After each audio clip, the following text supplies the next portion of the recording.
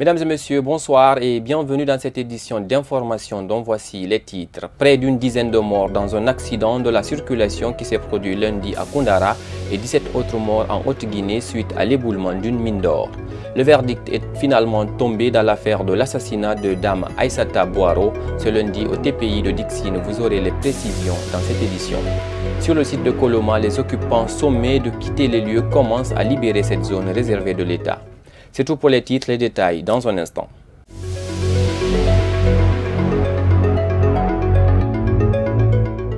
Après plusieurs années d'attente, le tribunal criminel de Dixine a rendu le verdict hier lundi dans le dossier sur l'assassinat en 2012 de Mme Aïssatou Boiro, ancienne directrice du Trésor public, et l'ingénieur télécom Paul Temple Cole. Dans sa longue décision, le tribunal a condamné deux groupes à la réclusion criminelle à perpétuité et a lancé un mandat d'arrêt contre certains. Parmi les condamnés à perpétuité, il y a les célèbres Mohamed Diallo alias Junior et Mohamed Sankon. Si les avocats de la partie civile expriment leur satisfaction, la défense, quant à elle, parle d'un procès bâclé et que le droit n'a pas été dit dans cette affaire. Je vous propose de suivre l'annonce du verdict. L'avocat attitré de Jean-Guy Lavogui, Maître Biavogui, avait sollicité le renvoi, mais avant qu'on ne pose le problème, le tribunal a constaté que ce même Jean-Guy Lavogui ne comprend pas français. Il souhaiterait parler dans sa langue, le Toma. Donc il n'y avait pas d'interprète. À cause de cela, le tribunal a trouvé nécessaire de renvoyer cette affaire pour trouver l'interprète. Donc voilà le motif du renvoi de cette affaire aujourd'hui, au 11. Au 11, oui. Au 11 février. Pour contrôler les recettes des communes, le président Alpha Condé a mis en place une commission chargée de recouvrir les impôts dans les collectivités locales. Interrogé ce mardi, les réactions des élus locaux restent mitigées. Si d'aucuns saluent l'initiative, d'autres par contre parlent d'une violation du code des collectivités locales. Oumar Sow, explication. Désormais, c'est l'ancien ministre de l'administration du territoire et de la décentralisation en la personne de Alassane Condé qui devrait conduire la commission mise en place par le chef de l'État pour, dit-il, veiller au contrôle des fonds qui seront recouvrés dans les collectivités. Une mesure dénoncée par l'un des conseillers communaux. On nous a fait part de la mise en place de cette commission. Nous pensons que cela est une violation du code des collectivités parce que n'oublions pas que la force des communes, c'est la question de transfert de compétences de l'État vis-à-vis des collectivités élues. Donc ceci dit, vouloir priver les communes de ce pouvoir de recouvrement afin de faire face aux besoins de la commune constitue un blocage institutionnel qui pourrait vraiment donner un non-sens au mandat des maires. Pour l'honorable Cheikh Tidiane Traoré, cette décision ne va nullement impacter sur le fonctionnement des collectivités qui, selon lui, n'ont pas toutes les capacités requises. Si à Conakry, il y a des grandes collectivités qui ont tous leurs services propres pour pouvoir gérer des fonds importants, ce n'est pas le cas dans toutes les collectivités urbaines et les communes rurales, par exemple. Donc c'est pourquoi, à l'image du PACV, il faut mettre en place une phase transitoire qui puisse permettre d'accompagner les collectivités, de renforcer leurs capacités et ensuite leur transférer leurs services propres qui puissent leur permettre d'utiliser à bon escient les ressources qui vont leur être allouées. Selon ce conseiller, les élus du peuple doivent bénéficier des fonds qu'ils recouvrent dans leur zone afin de faire face aux besoins des communautés. Si on a mis la politique de décentralisation et de concentration, c'est de faire de telle sorte que l'État ne peut pas voir les projets dans les plus petits détails. Donc c'est de permettre à ces élus, selon les réalités du milieu, de faire face à ces dépenses, de faire face à ces projets selon lesquels ils ont promis le peuple de leur circonscription et pour qu'en fin de mandature, qu'ils puissent vraiment se justifier par rapport aux fonds recouvrés et aux réalisations faites sur le terrain. Au dire de ces élus locaux, derrière cette volonté, il est nécessaire que l'Association des communes de Guinée puisse s'organiser pour qu'il y ait le transfert de compétences afin de bénéficier directement des ressources à leur niveau qui sera suivi des mécanismes d'utilisation.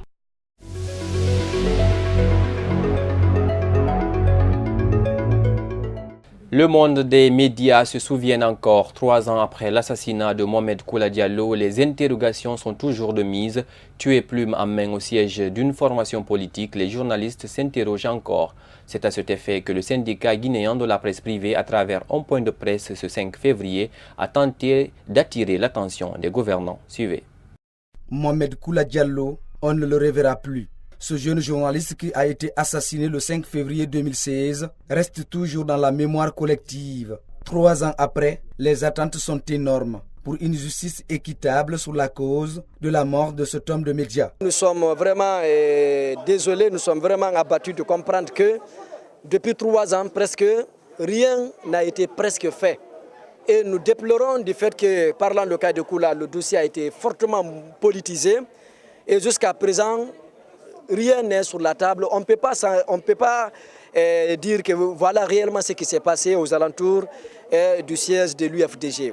Pendant l'exercice de son métier, l'homme a été fauché par une balle. Son employeur d'alors se rappelle encore. Et là, j'étais plus qu'on a parce que c'est quelqu'un avec qui j'avais vraiment des liens très forts qui venaient à la maison et tout. Mais ce que je voudrais vous dire, nous avons fait aujourd'hui quand même une conférence de presse pour attirer l'attention de la justice, de toutes les autorités, de tout le monde pour dire que justice n'a pas été encore rendue. Il est mort il y a 3 ans et jusqu'à présent on ne sait pas qui lui a tiré dessus. Côté famille, la consternation ne faiblit pas. L'oncle du défunt journaliste se pose plusieurs questions sur cette théorie. Ce professeur à la retraite tangue entre justice divine et celle humaine. Pour moi, le problème ne se pose même pas. Parce qu'il existe une justice divine qui est au-dessus de celle des hommes. Et ce qui s'est passé, Dieu seul peut savoir qui a fait quoi. On a montré des individus qui auraient tiré. Les hommes, jusqu'à présent, n'arrivent pas à trouver une solution. Vous avez suivi, je crois, ces jours-ci. La justice des hommes a essayé de juger, de trouver un coupable. Apparemment, personne n'est convaincu. Ce qui est évident, c'est que, en tant que croyant, je pense que chacun a son destin. Dieu décide de rappeler qui il veut, comme il veut. Je crois que le moment était venu pour Mohamed de rejoindre Dieu. Outre ce cas d'assassinat, d'autres crimes contre les journalistes sont toujours sur table. C'est le cas de Chérif Diallo, disparu en juillet 2015. Je vous le disais en titre, un accident de la circulation s'est produit hier mardi dans l'après-midi du côté de Koundara. Plusieurs cas de morts et de blessés ont été signalés.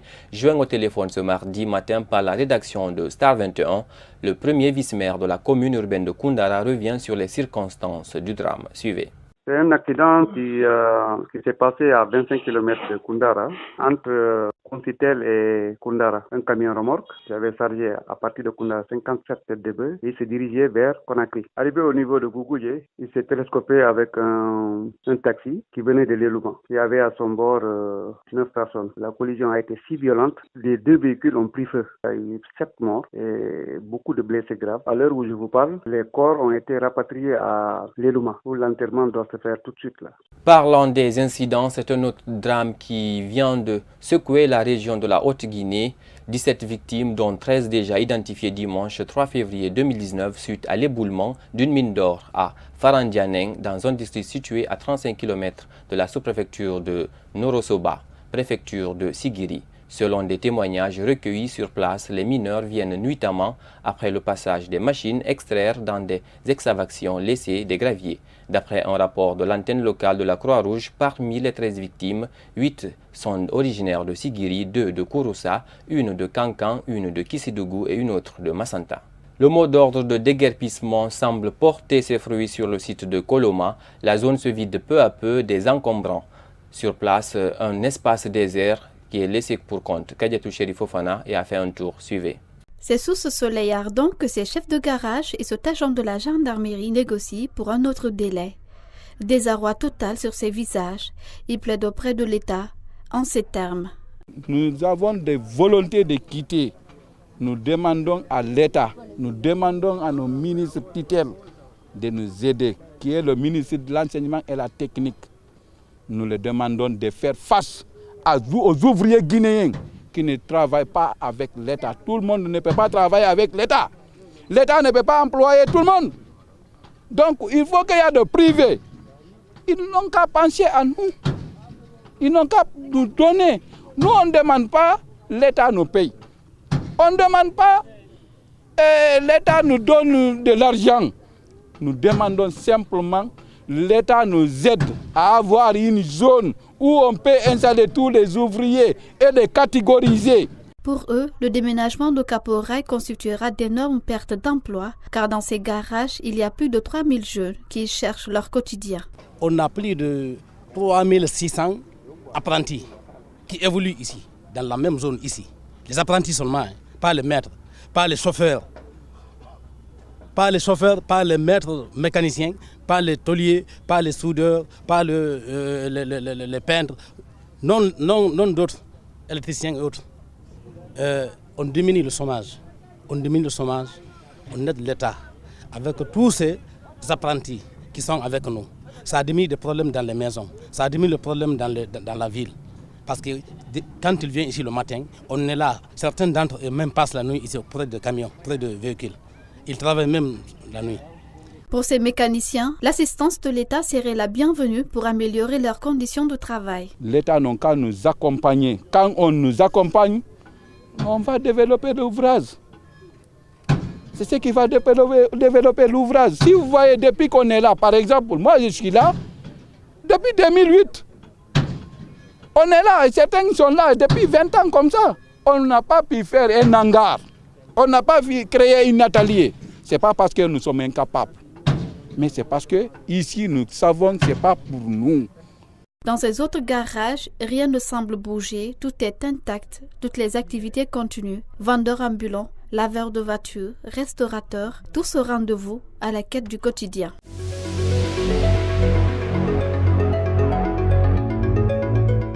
Sport à présent dans cette édition, match avancé de la deuxième journée du championnat national de Ligue 1 guinéenne de football professionnel.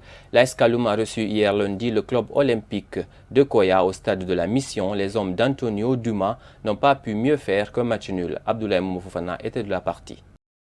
Après avoir concédé un match nul d'un but partout face au Wakria AC, les sous-marins jaunes de Kaloum ont reçu ce lundi le club olympique de Koya au compte du match avancé de la 10e journée du championnat national de Ligue 1 guinéenne de football professionnel. Contrairement à sa précédente sortie, l'AS Kaloum va bien démarrer cette rencontre. Et à la 12e minute de jeu, sur cette erreur monumentale de la défense, Oscar Taï, idéalement servi dans la surface, ouvre le score pour les jaunes et verts de Kaloum. Le stade de la Mission est en ébullition. Les hommes d'Antonio Dumas vont continuer à pousser, mais sans se mettre à l'abri. En deuxième période, Serou Dabou va procéder à quelques changements. Et en toute fin de partie, le club de Koya va égaliser par Tambassa Alassane. C'est sur ce score d'un but partout que l'arbitre va siffler la fin de la rencontre. Ils ont compris le consigne au vestiaire. En deuxième mi-temps, on a changé un peu la stratégie. Je les ai parlé, ils ont compris. Dieu nous a aidés. Avec les changements, on a égalisé. L'équipe nationale, mais elle est blessée. On a fait le sortie pour mettre un latéral gauche qui était un joueur jaune, un joueur de 16 ans. Donc c'est ça. Au niveau, c'est comme ça. Donc l'équipe qui va avoir un jour, 2, 3 joueurs expérimentés, c'est l'équipe qui va gagner. Mais on a fait le match nul. C'est ça, c'est normal, c'est un résultat normal. Ce deuxième match nul de suite ne fait pas les affaires des hommes de Dumas, qui restent pointés à la 9e place. La prochaine sortie de l'AS Kaloum est prévue le 9 février, lors du premier classico du championnat guinéen face au Orea AC. Toujours sport dans ce journal, mais nous parlons d'un sport presque laissé pour compte dans le pays. Pourtant, la pétanque est la seule discipline sportive où la Guinée a remporté une Coupe du Monde. Mais de nos jours, ce sport est abandonné par les autorités sportives de notre pays. Depuis plus de 5 ans, aucun championnat n'est organisé en Guinée. Abdoulaye Moumoufofana est allé à la rencontre des pratiquants de cette discipline. La pétanque est un jeu de boules créé dans les années 60 en France, Lyon. Elle est la seule discipline sportive qui regroupe toutes catégories d'âge, jeunes, adultes et même vieillards pratiquent la boule et pétanque. Ce sport est pratiqué dans plusieurs quartiers du pays. Ici, à la maison des jeunes de Ratoma, nombreux sont des athlètes qui viennent pratiquer la pétanque, qui pour eux reste le sport roi, malgré le manque de soutien des autorités sportives. Bon, ça, il faut reconnaître qu'on fait avec les moyens du bord. Donc, parce que c'est une discipline qui rencontre beaucoup de difficultés. c'est surtout le problème de boules. Nous avons de sérieux problèmes au niveau des problèmes de boules. Parce que les boules, nous en manquons beaucoup. Parce qu'on n'a même pas un endroit, même si tu as de l'argent, où tu peux en trouver. C'est seulement nos camarades qui jouaient ici, qui sont maintenant à l'extérieur, qui pendant les vacances viennent avec les boules. Elle est la seule discipline sportive où la Guinée a été championne du monde en 89 et médaillée d'or aux Jeux d'Alger. Mais malheureusement, elle est abandonnée par les autorités sportives. Depuis 5 ans, aucune compétition n'est organisée sur le plan national. Ce pratiquant de pétanque nous explique les critères de choix de la Fédération guinéenne de pétanque. La sélection, il y a d'abord la présélection. On passe dans tous les points de jeu. On sélectionne les joueurs en forme. Ils se retrouvent dans un coin, par exemple au stade du 28 septembre. Ils font quelques jours de préparation. C'est comme ça qu'ils font la sélection, mais pas après une compétition quand même. Les pratiquants de cette discipline sont confrontés à d'énormes difficultés dans la pratique de ce sport. Le manque de boules ou d'infrastructures et même la prise en charge des athlètes. Comment peut-on favoriser une discipline et abandonner d'autres tandis qu'ils ont hissé le drapeau guinéen très haut?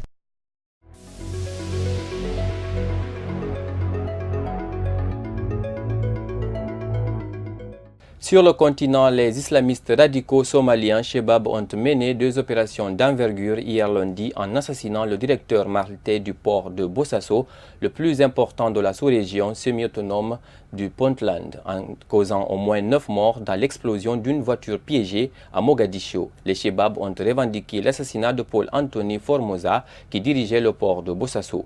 Les circonstances de cet incident font actuellement l'objet d'une enquête. Suivez le président somalien de Puntland. Bismillahirrahmanirrahim. Waxaan maanta halka tacsi uga dirayaa geeridii foosha xumeyd ee ka dhacday dekedda Boosaaso gudaheeda oo lagu dilay maamulihii dekedda Boosaaso Paul Anthony Formosa. Barnaamijkan maanta lagu dilay Paul ma aha dil loo geystay shakhsi maamulaha oo kaliya, waa dil loo geystay ummadda Puntland oo loogu talagalay in la baabi'iyo horumarkooda iyo dhaqaalahooda, sumcaddooda iyo barnaamijyada ka socda in dalka lagu horumariyo. Toujours sur le continent, le nouveau président de la République démocratique du Congo, Félix Tshisekedi, a effectué une visite ce mardi à Luanda avant de se rendre à Nairobi, puis Brazzaville. Il s'agit de relancer les relations avec ces pays avant le sommet de l'Union africaine prévu mi-février. Le président Tshisekedi, proclamé élu par la Cour constitutionnelle le dimanche 20 janvier après la succession de Joseph Kabila resté au pouvoir pendant 18 ans. Certains pays africains et européens ont salué l'annonce de son élection à la tête du plus grand pays d'Afrique subsaharienne. D'autres se sont contentés de prendre acte. Le président kenyan Uhuru Kenyatta était le seul chef d'État présent à la cérémonie de passation de pouvoir et d'investiture le 24 janvier à Kinshasa.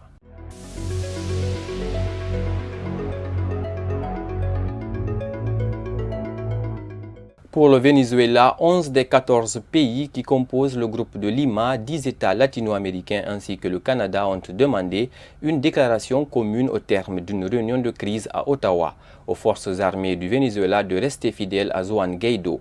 Ils ont par ailleurs souhaité que la transition démocratique dans ce pays se fasse rapidement sans violence ni ingérence étrangère armée, sachant bien que les États-Unis n'écartent pas la possibilité d'une intervention militaire pour renverser le régime de Nicolás Maduro.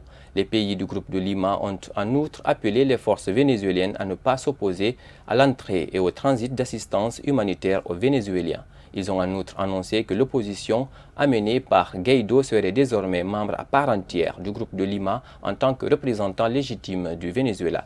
Suivez la ministre des Affaires étrangères, Chrystia Freeland. We have agreed, and I quote, finally, this is the countries of the Lima Group, reiterate their support for a process of peaceful transition through political and diplomatic means without the use of force. C'est la fin de ce journal, mesdames et messieurs. Excellente suite de programmes en compagnie de la télé du 21e siècle. Au revoir.